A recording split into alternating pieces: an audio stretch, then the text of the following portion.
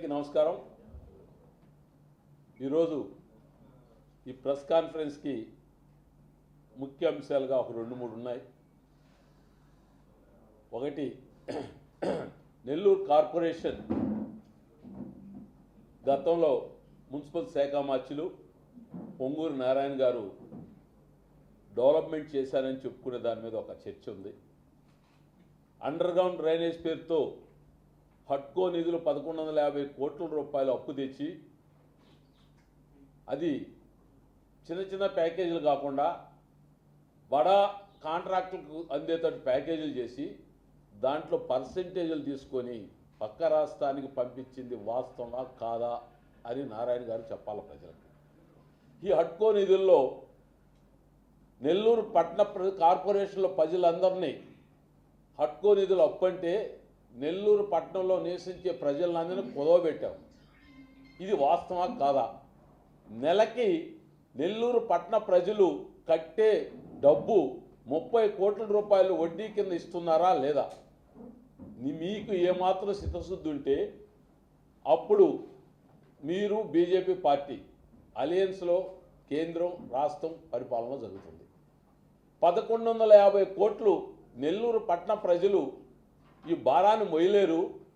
నిధులు కేంద్ర ప్రభుత్వం నుంచి తెచ్చి చేసేదానికి మీకు అవకాశం ఉంది.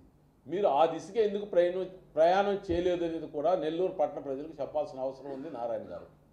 అది కాకుండా ఆనం వివేకానంద రెడ్డి గారు ఎమ్మెల్యేగా ఉన్నప్పుడు, రాజశేఖర రెడ్డి గారు ముఖ్యమంత్రిగా ఉన్నప్పుడు, నెల్లూరుకి ఆనం రామనారాయణ రెడ్డి గారు మున్సిపల్ శాఖ మార్చులుగా ఉన్నప్పుడు ఈ అండర్ గ్రౌండ్ డ్రైనేజ్ సబ్జెక్ట్ వస్తే హట్కో నిధులు అప్పు తెచ్చి అండర్ గ్రౌండ్ డ్రైనేజీ ఉన్న రోడ్లు కొట్టి వేస్తే తిరిగి ఉన్న రోడ్లు వేయాలంటే సాధ్యం కాదు మున్సిపల్ కార్పొరేషన్కి అని అప్పటి ఆలోచన విధానంతో రామనారాయణ రెడ్డి గారు అండర్ గ్రౌండ్ డ్రైనేజీ అనేది కార్పొరేషన్కి అవసరం లేదని పక్కన పెట్టింది వాస్తవమా కాదా? అప్పుడు ఆ డ్రైనేజీ వ్యవస్థను పక్కన పెడితే తిరిగి మీరు వచ్చి ఆ డ్రైనేజ్ వ్యవస్థలో అప్పు తీసుకొచ్చి నెల్లూరు కార్పొరేషన్ కుదవబెట్టారా లేదా? దానికి నెల్లూరు పట్టణ ప్రజలకి సరైన సూటిగా సమాధానం చెప్పాలి.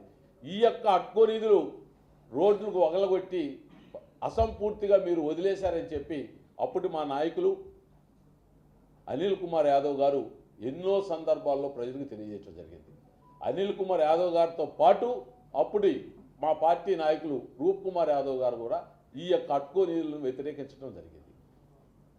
అది మీరు ఇప్పుడు కూడా నెల్లూరు కార్పొరేషను అప్పు కడుతుందా లేదా, అయినా పూర్తిగా పనిచేశారా లేదా? మీరు హడావుడిగా మున్సిపల్ ఎలక్షన్ వచ్చినాయని చెప్పి ఒక నెల్లూరు మీరు నిలబడే నియోజకవర్గానికి ఆ రోజు అనిల్ కుమార్ యాదవ్ మీద గెలవాలనే ఆలోచనతో రాత్రం బగుళ్ళు యథావిధిగా ఆంధ్రప్రదేశ్లో ఉన్న మున్సిపల్ యంత్రాంగం యొక్క పరికరాలన్నీ తెచ్చి రోడ్లు వేసి గెలవాలని ప్రయత్నం చేసావా లేదా? అందులో భాగమే మీరు పగలగొట్టిన రూరల్ నియోజకవర్గంలో రోడ్లు ఈరోజు కూడా పనిచేయలేని పరిస్థితిలో ఉంటే 1 సంవత్సరం ముందు మా నాయకులు ఆదాల ప్రభాకర్ రెడ్డి గారు రూరల్ నియోజకవర్గం ఇన్ఛార్జిగా తీసుకున్న తర్వాత ముఖ్యమంత్రితో మాట్లాడి దాదాపు 200 కోట్ల రూపాయలు తెచ్చి మీరు పగలగొట్టిన రోడ్లన్నీ ఈరోజు మీరు రోడ్లు వేసుకున్నామనేది వాస్తవమా కాదా? ఈ ప్రశ్నలకు అన్నిటికి కూడా నెల్లూరు కార్పొరేషను తరపున కావచ్చు, ఈరోజు మళ్ళా తిరిగి నెల్లూరు అభ్యర్థిగా మీరు నిలబడుతున్నారు. నెల్లూరు ప్రజలకి ఇది వాస్తవం కాదు అని మీరు ప్రజలకు చెప్పగలరా? ఈ యొక్క హట్కో నిధులు అప్పు తెచ్చి కార్పొరేషన్ ద్వారా వడ్డీ కడుతున్నది వాస్తవం కాదని మీరు చెప్పగలరా నెల్లూరు ప్రజలకి? మీ నియోజకవర్గాన్నే డెవలప్ చేసుకొని అనిల్ కుమార్ యాదవ్ మీద గెలవాలనే ఆలోచనతో రాత్రం బొగులు రాష్ట్రంలో ఉన్న పరికరాలన్నీ ఇచ్చి నెల్లూరు కార్పొరేషన్లో పెట్టి పనిచేయించావు. ఆ పక్కనే ఉన్న నెల్లూరు కార్పొరేషన్లో ఉన్న నెల్లూరు రూరల్ ప్రజలు కాదా? ఆ రోజు వదిలేసి వెళ్ళిపోయావు. ఈ రోజు వరకు మళ్ళా ఆదాల ప్రభాకర్ రెడ్డి గారు వచ్చిన తర్వాత ఆ యొక్క వార్డులో ఉన్న మీరు పగలగొట్టిన రోడ్లన్నింటినీ ఈరోజు వేసుకోవటం జరిగింది. ఇది కేవలం మీ స్వార్థం కోసం హట్కో నిధులు తెచ్చితే నెల్లూరు ప్రజలు అప్పు కట్టలేరని తెలిసి కూడా హట్కో నిధులు తెచ్చి మీ స్వార్థం కోసం మీరు గెలుపు కోసం ప్రయత్నం చేసింది వాస్తవం కాదా? ఈరోజు మీరు చేసిన అప్పు ఈరోజు కూడా నెల్లూరు పట్టణ ప్రజలు కడుతున్నారా లేదా? వడ్డీ దాదాపు 30-40 కోట్లు వడ్డీ ఈరోజు కడుతున్నారు. ఇది వాస్తవం కాదా అనేది నెల్లూరు పట్టణ ప్రజలకు చెప్పాల్సిన అవసరం ఎంతనే ఉంది. పొంగూరు నారాయణ గారు మీరే మంత్రిగా ఉన్నారు ఇంతకుముందు, ఈరోజు అభ్యర్థిగా వచ్చారు. ఇది నిజం కాదని చెప్పండి. 100% ఇది వాస్తవం. ఆ సాధ్యం కాని దాన్ని కూడా తెచ్చి మీ పర్సంటేజ్ల కోసం అప్పట్లోనే మీ యొక్క అనుచర వర్గం ఈ పర్సంటేజ్ల గురించి మాట్లాడుకునేది వాస్తవం కాదా? అనిల్ కుమార్ యాదవ్ మీద గెలవాలనే ఉద్దేశంతో నేను డెవలప్ చేశానని చెప్పుకునేదానికి అప్పు తెచ్చి నెల్లూరు పట్టణ ప్రజలను కుదవబెట్టి ఓడిపోయావు. ఓడిపోయిన తర్వాత మళ్ళా మీరు మాకు కనపడకుండా నెల్లూరు రూరల్లో ఉన్న కార్పొరేషన్లో పరిధిలో ఉన్న వార్డులు పట్టించుకున్న నాదుడు లేదు. తిరిగి ఈరోజు ఆదాల ప్రభాకర్ రెడ్డి గారు వచ్చి ఆ రోడ్లన్నీ పూర్తి చేసుకోవడం జరిగింది అనేది వాస్తవం కాదని తెలియజేయాలి ప్రజలకి. మీరు వాస్తవ అబద్ధం అయితే అబద్ధం అని చెప్పండి, లేదంటే మీరు కానీ మీ సంబంధించిన వాళ్ళు కానీ మున్సిపల్ కార్పొరేషన్ అధికారుల దగ్గర డేటా ఉంటుంది తీసుకొని చెప్పండి. ఇది వాస్తవం కాదా అనేది చెప్పండి.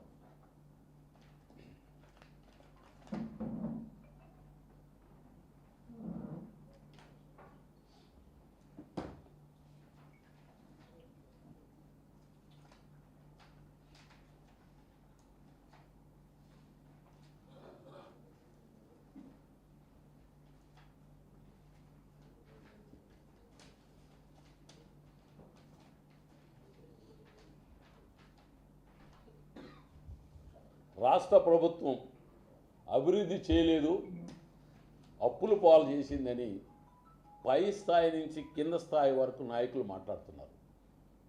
కేంద్ర ప్రభుత్వం ఒక్కసారి పార్లమెంట్లో ఇచ్చిన డేటా చూడండి. మన ప్రభుత్వం అప్పులు 7వ స్థానంలో ఉంది. ఆంధ్రప్రదేశ్ అది సాక్షాత్తు ఆర్థిక మంత్రి పార్లమెంట్లో అనౌన్స్ చేశారు. అంటే 4,85 రూపాయలు మాత్రమే ఆంధ్రప్రదేశ్ అప్పు చేసింది. ఈ అప్పు చంద్రబాబు నాయుడు గారు దిగిపోయేటప్పుడు జగన్మోహన్ రెడ్డి గారికి 2,55 కోట్ల అప్పిచ్చిపోయారు. బ్యాలెన్స్ మాత్రమే జగన్మోహన్ రెడ్డి గారు అప్పు చేశారు. అంటే ఇంచుమించు 2 లక్షల కోట్ల రూపాయలు మాత్రమే జగన్మోహన్ రెడ్డి గారు 2,35,000 కోట్ల రూపాయలు మాత్రమే అప్పు చేశాడు. ఒక్కసారి మీ ద్వారా నెల్లూరు పట్టణ ప్రజల్ని మేధావులని ఒక్కసారి ఆలోచించమని చెప్తున్నా. ఈ 2,35,000 కోట్ల రూపాయలు అప్పు చేస్తే అభివృద్ధిలో 4 షిప్ యార్డులు అభివృద్ధి చేశాడు మా నాయకుడు జగన్మోహన్ రెడ్డి. 4 పోర్టులు తీసుకొచ్చాడు మా నాయకుడు జగన్మోహన్ రెడ్డి. 17 మెడికల్ కాలేజీలు 5 మెడికల్ కాలేజీలు పూర్తి చేసి చేసినాడు మా జగన్మోహన్ రెడ్డి గారు. ప్రతి ఒక్క విలేజ్కి ఒక విలేజ్ క్లినిక్ కట్టాడు. విలేజ్ క్లినిక్ కట్టి ఆ విలేజ్ క్లినిక్ ప్రజలకు అందుబాటులో ఇచ్చాడు మా జగన్మోహన్ రెడ్డి. ఇవన్నీ అభివృద్ధి కాదా? అవి కాకుండా ప్రజలకు సంక్షేమానికి పేద ప్రజల్ని ఆర్థికంగా అభివృద్ధి చేయాలా, ఆర్థికంగా పెంపొందించాలా అనే ఆలోచనతో 4,25,000 కోట్ల రూపాయలు నేరుగా ఇండైరెక్ట్గా డైరెక్ట్గా వాళ్ళ ఖాతాలకు ఇచ్చిన లెక్క మీకు తెలీదా? అంటే 4,25,00,000 రూపాయలు ప్రజలకు ఇచ్చాడే, 2,35,00,000 రూపాయలు మాత్రం అప్పు చేశాడు. అంటే అప్పుడు బడ్జెట్ ఇప్పుడు బడ్జెట్లో తేడా లేదు. దాదాపు 4 లక్షల కోట్ల రూపాయలు మనకు వచ్చే వనరులని పేద ప్రజలకు పంచడం జరిగింది. రోడ్లు కావచ్చు, ఇంకొక రకంగా అభివృద్ధి కావచ్చు. ఏ అభివృద్ధికైనా గత ప్రభుత్వం కన్నా మా నాయకుడు జగన్మోహన్ రెడ్డి గారు చేసిన అభివృద్ధే మిన్న అనేదానికి మా దగ్గర ఎవిడెన్స్లు ఉన్నాయి. ఈ ఎవిడెన్స్లతో మీరు మాట్లాడేదానికి ఎక్కడికైనా సిద్ధమంటే మా పార్టీ తరఫున మేము సిద్ధం. అభివృద్ధి మీద కావచ్చు, సంక్షేమం మీద కావచ్చు, మరొక రకంగా కావచ్చు, పేద ప్రజలకు సహాయం చేసే దాంట్లో కావచ్చు, పేద ప్రజల యొక్క అభివృద్ధే ధ్యేయంగా పనిచేసే ముఖ్యమంత్రి జగన్మోహన్ రెడ్డి గారు అనే దానికి మేము సిద్ధంగా ఉన్నాం చెప్పేదానికి. మీ ద్వారా ప్రజలను అడుగుతున్నా, మీ ద్వారా మేధావులను అడుగుతున్నా, ఒక్కసారి ఆలోచించండి. గత ప్రభుత్వాలకు మా ప్రభుత్వానికి ఉన్న తేడా ఆలోచించి మరొక్కసారి జగన్మోహన్ రెడ్డి గారికి అవకాశం ఇచ్చేదానికి మీరు అందరూ కృషి చేయాలని చెప్పి తెలుస్తున్నాం. ఆ సంక్షేమంలో భాగమే రామచంద్రయ్య అనే ఒక కూరగాయల వ్యాపారస్తుడికి జగన్మోహన్ రెడ్డి గారు ఆ కుటుంబానికి 12,49,000 రూపాయలు లబ్ధి చేకూర్చింది. గతంలో ఇటువంటి పేదలకు మీ ప్రభుత్వం ఏదన్నా సహాయం చేసిందా? సహాయం చేసిన దాఖలాలు ఉన్నాయా మీ దగ్గర? అవి ఏమని ఉంటే మీరు ప్రజలకు చెప్పగలరా? కేవలం పై స్థాయి నుంచి కింద స్థాయి వరకు కూడా జగన్మోహన్ రెడ్డి తిట్టడమే తప్ప మేము ఈ పని చేశాం మాకు ఓటేయని అడిగే హక్కు మీకు ఎక్కడైనా ఉందా అని అడుగుతున్నాను. ఒక కుటుంబానికే 12,49,000 రూపాయలు సహాయం చేశాడు జగన్మోహన్ రెడ్డి. ఇట్లాంటి చాలా ఉన్నాయి. ఇది కేవలం ఒక ఉదాహరణ మాత్రమే. ఆ దిశగా ప్రజా పరిపాలన సాగిస్తే ముఖ్యమంత్రి గతంలో 16-17 మంది ముఖ్యమంత్రుల్లో ఏ ముఖ్యమంత్రి లేడు మా నాయకుడు జగన్మోహన్ రెడ్డి తప్ప.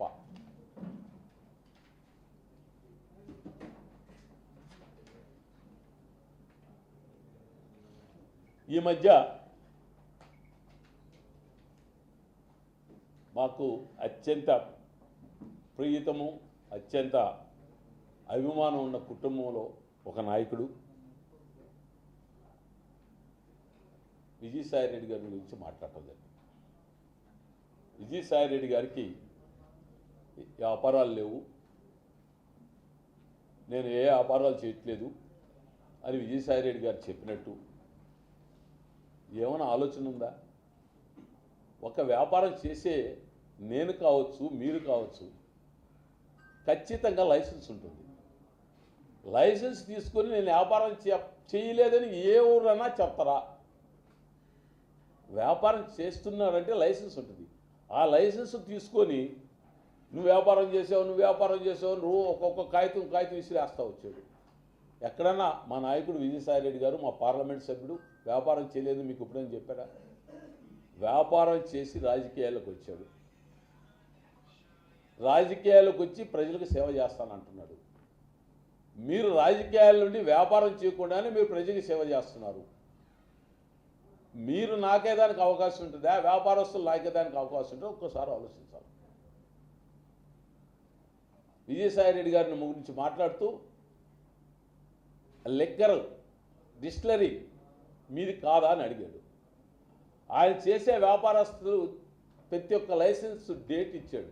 ఈ లైసెన్స్ పలానా డేట్లో పుట్టింది, ఈ లైసెన్స్ పలానా డేట్లో పుట్టింది, ఈ లైసెన్స్ పలానా డేట్లో పెట్టింది, ఎన్నిటికి నువ్వు పార్ట్నర్వా కాదా అని అడిగాడు. మరి ఆ డిస్టిలరీది ఎప్పుడు పుట్టింది నీకు చెప్పలేదు. ఆ డిస్టిలరీ కూడా ఒక లైసెన్స్ ఉంది, దానికి ఒక డేట్ ఉంది. అది ఎందుకు ప్రజలకు ప్రశ్నలు చెప్పలేదు. ఆ డిస్టిలరీ పుట్టింది నీ ప్రభుత్వంలో, అందుకనే నువ్వు పక్కన పెట్టావు. నీ ప్రభుత్వం లైసెన్స్ ఇచ్చింది. నీ ప్రభుత్వం లైసెన్స్ ఇచ్చిన తర్వాత ఆ కుటుంబంతో మా నాయకుడికి సంబంధం కుదిరింది. సంబంధం కుదిరితే ఈరోజు మేము ఇచ్చినట్ట? విజయసాయిరెడ్డి గారికి ఉన్న లైసెన్సులన్నింటికి డేట్లు చెప్పావు కదా, డిస్టిలరీ డేట్ ఎందుకు చెప్పలేదు? ఆ డేటు సంవత్సరం చెప్తే ప్రజలు ఉమ్మేస్తారని ఒక భయం. ఎందుకు నీ ప్రభుత్వంలో ఇచ్చిన డిస్టిలరీ మేము ఇవ్వలేదు. జగన్మోహన్ రెడ్డి గారు వచ్చి ఎక్కడా కూడా డిస్టిలరీ లైసెన్స్లు ఇవ్వాల. గత ప్రభుత్వం ఇచ్చిన లైసెన్స్లే. జగన్మోహన్ రెడ్డి గారు రేట్లు పెంచారన్నారు. మేనిఫెస్టోలోనే చెప్పాం, నేను అధికారంలోకి వస్తే ఏ లిక్కర్ తాగాలన్నా కరెంటు వైరు పట్టుకుని చేస్తాను, మహిళలను కాపాడుతాను అని మా నాయకుడు చెప్పడమే జరిగింది. అదే దిశగా మేము ప్రయాణం చేస్తున్నాం. ఇప్పుడు మీరు తిరిగి ఏం చెప్తున్నారు? రేట్లు తగ్గిస్తాం, చీప్ లిక్కర్ ఇస్తాం, మీరు తాగి తన్నాలు చేయండి, మీరు ఏడాది పడిపోండి, మీ కుటుంబాన్ని పట్టించుకోబడలే అని మీరు చెప్తున్నారు. ఇది ప్రజాస్వామ్యం అని అడుగుతున్నాను. ఇదే ప్రెస్ మీట్లో అదే రమణారెడ్డి గారు, జగన్మోహన్ రెడ్డి గారు మొగాడైతే ప్రెస్ చెప్పమన్నాడు. జగన్మోహన్ రెడ్డి మొగాడా కాదా అనేది ప్రజలందరికీ తెలుసు. మరీ ముఖ్యంగా సోనియా గాంధీ తెలుసు. ఇప్పుడు మరీ ముఖ్యంగా మీ నాయకుడికి తెలుసు. ఒక ముఖ్యమంత్రి కొడుకు సొంతగా పార్టీ పెట్టి ప్రజల్లో మన్నన పొంది 151 సీట్లతో పరిపాలన ప్రజాజనకంగా పరిపాలిస్తున్న ముఖ్యమంత్రి మగాడైతేనే చేస్తాడు. మీ నాయకులు మొగాళ్ళు అయితే ఈ పథకాలు మేము ఇచ్చాం, ఈ ప్రజలకు ఈ సంక్షేమం చేశాం, ఈ విధంగా ముందుకు పోతున్నామని ఒక్క సంక్షేమం చెప్పే మగతనం మీకు ఉందా అని అడుగుతున్నా. పైనుంచి కింద దాకా ప్రజలకు సేవ చేసిన కార్యక్రమాలు మీరు చెప్పరు. ఎంతసేపటికి మా నాయకుల యొక్క వాళ్ళ యొక్క వ్యాపారాల గురించి మా నాయకుడి గురించి మాట్లాడటం సైకోలు అంటాం తప్ప 14 సంవత్సరాలు ముఖ్యమంత్రి మీరు, 5 సంవత్సరాలు మన ఆంధ్రప్రదేశ్ ముఖ్యమంత్రి. ఆ 5 సంవత్సరాల్లో మీరు ఏం చేశారు? ప్రజలకి ఏం డెవలప్మెంట్ చేశారు? ఎక్కడెక్కడ డెవలప్మెంట్ చేశారు? మీరేమైనా ప్రజలకు చెప్పగలరా? మేము చెప్తున్నాం. మా నాయకుడు ఇది చేశాడు, మా నాయకుడు ఇన్ని సంక్షేమ పథకాలు చేశాడు, మాకు ఓటీ నన్ను అడిగి దొమ్మ ధైర్యం మా కార్యకర్తలకు ఉంది, మా నాయకులకు మా కార్యకర్తలకు ఉంది, మీకు ఉందా అని అడుగుతున్నాను. నోటికి వచ్చినట్టు ప్రెస్ కాన్ఫరెన్స్లు పెట్టి బూతులు తిట్టడం కాదు, అది సభ్య సమాజం కాదు. మాలో కూడా చాలామంది ఉన్నారు వదిలేసి తిట్టేదానికి. మా నాయకుడు మాకు ఆ యొక్క అలవాటు చేయలే, ఆ దిశగా ప్రయాణం చేయమని చెప్పలా. పై నాయకులు కానీ కింద నాయకులు కానీ ఎవరు కూడా సబ్జెక్ట్ ఉంటే మాట్లాడండి, సబ్జెక్టుగా మాట్లాడుకుందాం. పెద్ద నాయకులు తిట్టే నాకేదైనా పెద్ద పదవి ఇస్తాడేమో మా నాయకుడు అనే ఫీలింగ్ ఉందేమో నీకు. ఈ విధంగా నెల్లూరు జిల్లాలో తిట్టి ఏ పదవులు లేకుండా మనకు కనపడకుండా పోయిన నాయకులు ఉన్నారు. తిట్టేనే పదవి రాదు. పార్టీకి పనిచేసి 10 ఓట్లు సంపాదిస్తున్నామంటే, కష్టపడుతున్నామంటే పదవి వస్తుంది. ఏసీ రూమ్లో కూర్చొని 10 మందిని పిలుచుకొని ప్రెస్ మీట్ పెడితే పదవులు రావు ఎవరికి కూడా, ఏ పార్టీలో కూడా. ఆ ఆలోచన ఏమైనా ఉందేమో ఒకసారి విరమించుకోవాలని చెప్పి అన్నాను. మాకు ముఖ్యమైన వ్యక్తి, ఆ ఫ్యామిలీ అంటే మాకు ఎంతో అభిమానం. అందుకని ఈ దిశగా కాకుండా నువ్వు మీ ఏసీ సుబ్బారెడ్డి గారు ఎట్లా నెల్లూరులో రాజకీయం చేసి పేద ప్రజలకు సహాయం చేసి ఇప్పటికి కూడా మర్చిపోకుండా అడుగులేసి ఉన్నాడో, మీ తాతగారి నడవడికి నేర్చుకొని మీ తాతగారి దాకా పేద ప్రజల దగ్గర మన్ననలు పొంది నువ్వు స్థిరస్థాయిగా మీ తాతగారిలాగానే నువ్వు నిలబడిపోవాలా ప్రజల్లోని కోరిక. ఇటువంటి మాటలు మాట్లాడి ప్రజల్లో చీప్ కావద్దన్నా. అదేవిధంగా ఆ కుటుంబంలో ఒక సభ్యుడు మొన్న ఈ మధ్య తెలుగుదేశం గవర్నర్, తెలుగుదేశం పార్టీలో రివ్యూలో జగన్మోహన్ రెడ్డి గారు వచ్చిన తర్వాత విద్య పూర్తిగా నాశనం అయిపోయింది, వైద్యం పూర్తిగా నాశనం అయిపోయింది. ఒక్కసారి ఆలోచించు అన్న, జగన్మోహన్ రెడ్డి గారు వచ్చిన తర్వాత విద్య వైద్యం ఎక్కడ నాశనం అయిపోయింది. ప్రపంచ దేశాలు వచ్చి చూస్తున్నాయి ఆంధ్రప్రదేశ్లో. మాట్లాడేటప్పుడు ఒకసారి ఆలోచించండి. మీరు చాలా సీనియర్ నాయకులు, వాస్తవాలు చెప్పండి ప్రజలకి, అవాస్తవాలు చెప్పొద్దు. తప్పుంటే ఎత్తి చూపించండి, ఈ తప్పు చేసే ముఖ్యమంత్రి గారని. మంచిని కూడా తప్పు కింద సృష్టించొద్దు అని చెప్తున్నాను నేను.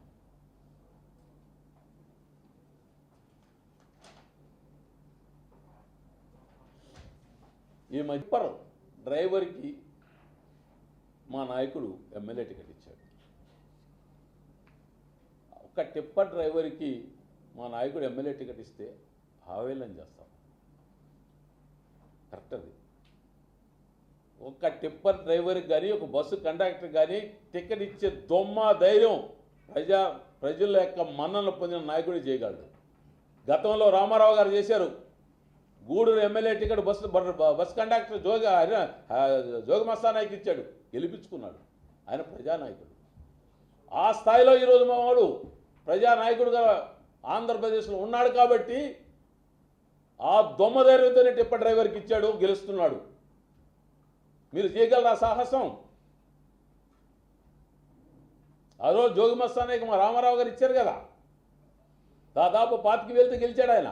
రేపు కూడా మా టిప్పర్ డ్రైవర్ అదే స్థాయిలో గెలుస్తున్నాడు. అంటే నాయకుడికి ప్రజల్లో నాయకుడికున్న ఇమేజ్ని బట్టే ఉంటుంది. ఆ రామారావు గారి ఇమేజ్ మా నాయకుడు జగన్మోహన్ రెడ్డి గారికి ఉందని నమ్మకం ఉంది కాబట్టి ఆ టిప్పర్ డ్రైవర్కి టికెట్ ఇచ్చాడు. అయినా సరే అతను వృత్తిని హేళన చేయటం అనేది సభ్యత కాదు. కష్టపడి పని చేసుకుని పైకి వస్తున్నాడు ఆయన. నిరుపేద అయినా సరే డిగ్రీలు, చదువు డిగ్రీలు అయితే డబుల్ డిగ్రీ,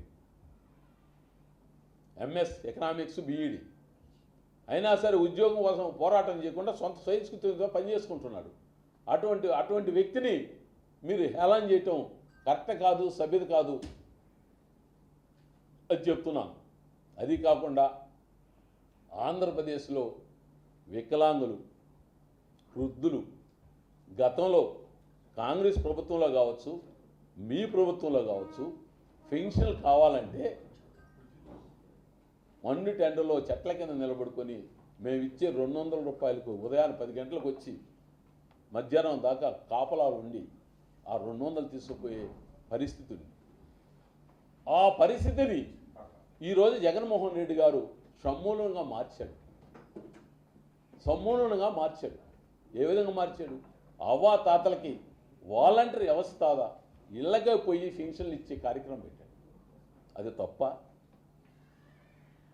ఈరోజు కోర్టు ఎలక్షన్ కమిషనర్కి ఫిర్యాదు చేసి ఆ అవ్వాతాతలకి ఇళ్ళకొచ్చే పెన్షన్లను ఆపేసి ఓ లేక గోడు కుట్టుకున్నాం. ఇది న్యాయం అంటుంది. 3 ఇంక మళ్ళా కోడ్ అయిపోయేంత వరకు అవ్వాతాతలు మళ్ళీ పడగలుపులు కాయాలా, ఏదో ఒక ఆఫీసుకు పోవాలా? ఇదే మీ పరిపాలన? ఈ విధంగా మీరు పరిపాలిస్తారు, మేము ఆ విధంగా పరిపాలిస్తాం. అందుకే మాకు ప్రజలు ఉన్నారు, మీకు ప్రజలు దూరంగా ఉన్నారు. దయచేసి ప్రజలకు సహాయం చేసేదానికి ప్రయత్నం చేయండి. సహాయం చేసే వ్యక్తిని అడ్డుకునేదానికి ప్రయత్నం చేయొద్దు. ఇప్పటికైనా మించిపోయింది లేదు. అవ్వాతాతలు గోడు కొట్టకుండా ఉండాలంటే ఈసీకి మళ్ళా మీరు లెటర్ ఇచ్చి ఆ లెటర్ని విత్డ్రా చేసుకొని ఇంటికి ఉదయాన్నే పోయి పెన్షన్ పంపిణీ కార్యక్రమానికి సహాయపడండి. లేకపోతే అవ్వాతాతల యొక్క గోడు కొట్టుకుపోతారు మీరు. దయచేసి ఆ యొక్క వీసీ దగ్గర ఇచ్చిన కంప్లైంట్ విత్డ్రా చేసుకొని అవ్వాతాతలకి మరే పాత పద్ధతులు ఇచ్చేదానికి మీరు కూడా ప్రయత్నం చేయండి, మీరు సహకరించండి అని చెప్పి మీ ద్వారా కోరుకుంటూ సెలవు తీసుకుంటాం. మరిన్ని వీడియోస్ కోసం ఛానల్ ని సబ్స్క్రైబ్ చేయండి. లేటెస్ట్ అప్డేట్స్ కోసం వాట్సాప్ ఛానల్ ని ఫాలో చేయండి. అండ్ లింక్ డిస్క్రిప్షన్ లో ఉంది.